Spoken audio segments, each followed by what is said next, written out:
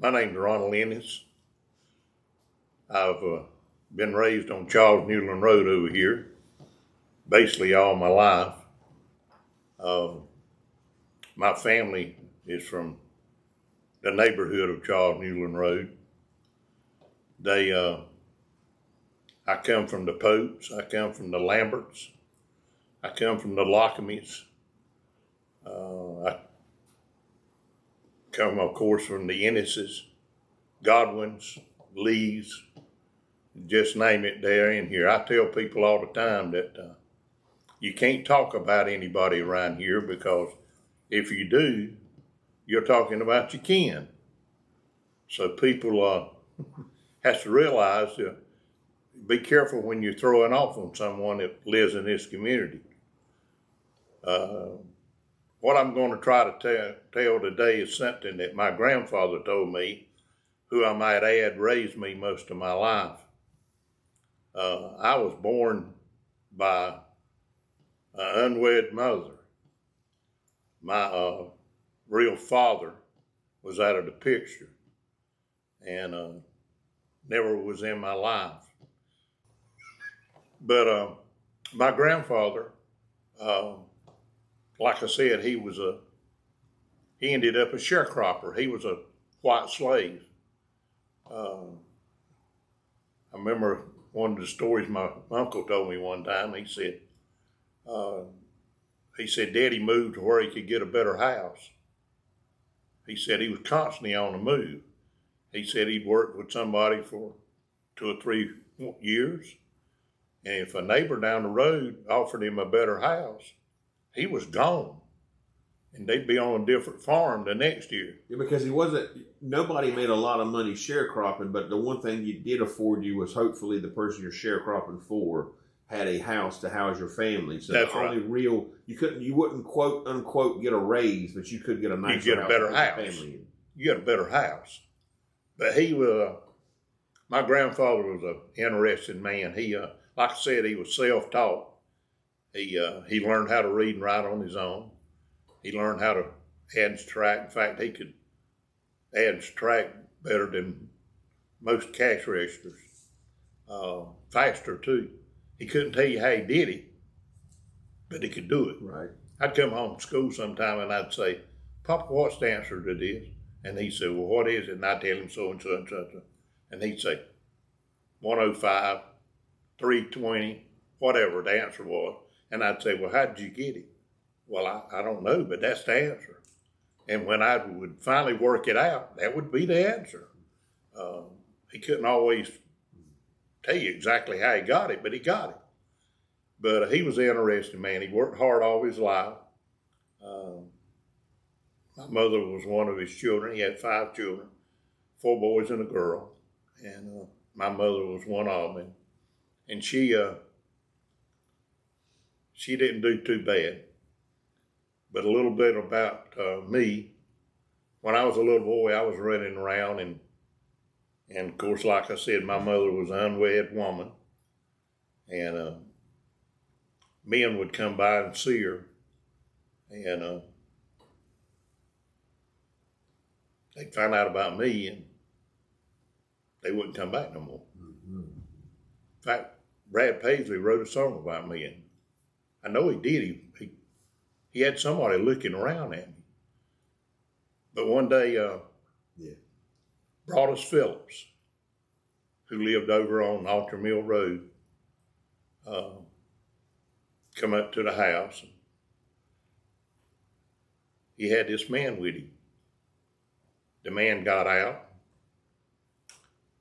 He had a white t-shirt on, big old broad chest, muscled arms. Got out, and we were sitting on the porch, and he came up Broadus came up and introduced him. He said, "This is Rudolph Ennis. He's from Coates, North Carolina."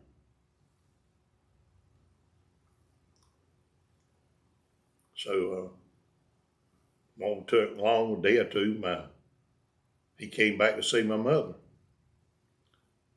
And of course, he knew about me from the start with, which was kind of strange to me that he came back, but he came back.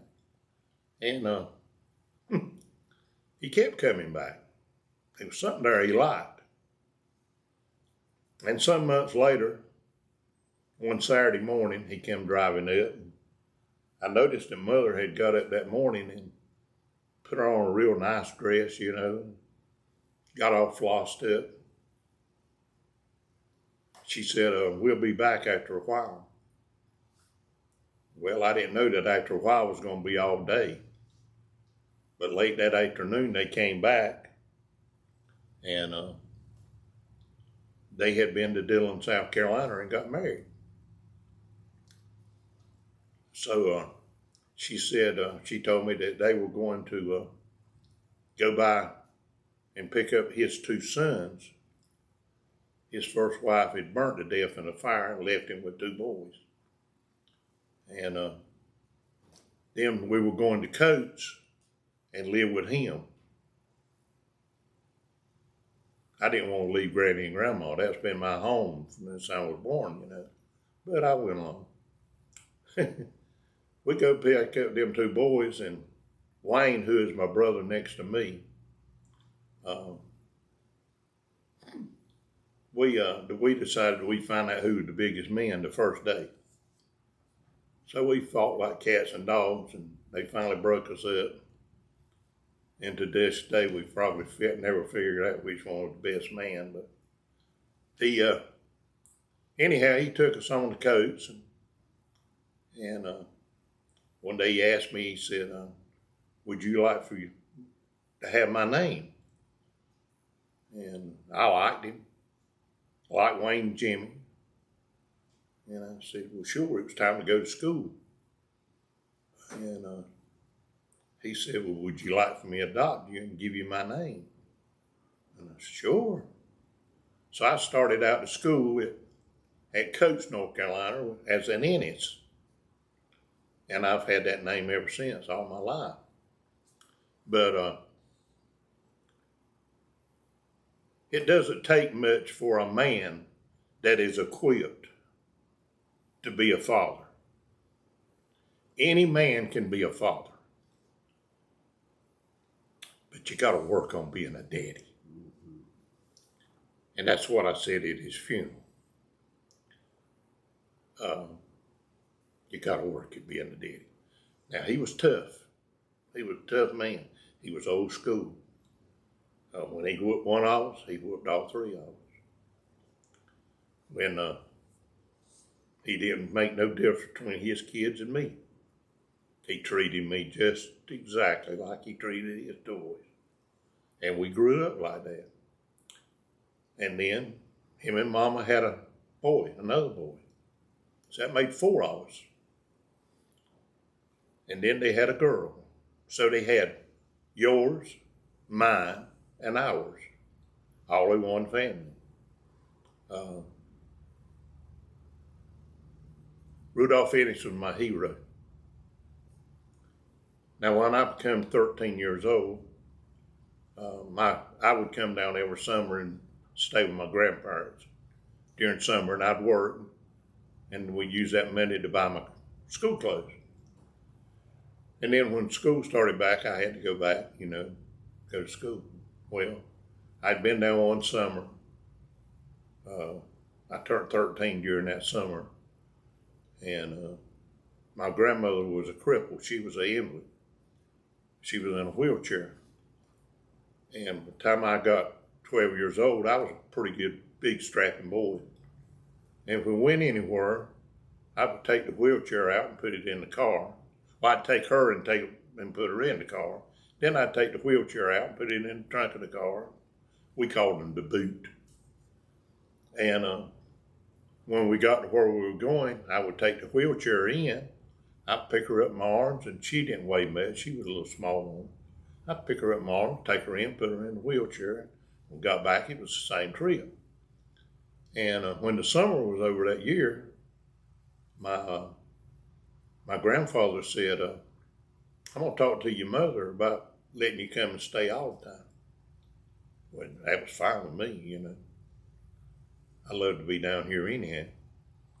So he went back, he took me home, took all my clothes and everything. And we got to we got the coats, and he talked to my mother, and she said, no. And he talked to her a little bit more, and she said, well, you'll have to talk to your daddy before I'm not going to let you go on my own. So when Daddy got home, he talked to him, and he knew what the situation was with my mama, my grandmother, and they let me come down. So she lived from then to 1964, and that's how I got a strong back, I reckon. I lugged her around till she died, and my grandfather passed away 3 years after that. So it's just me telling stories and that. Thank you.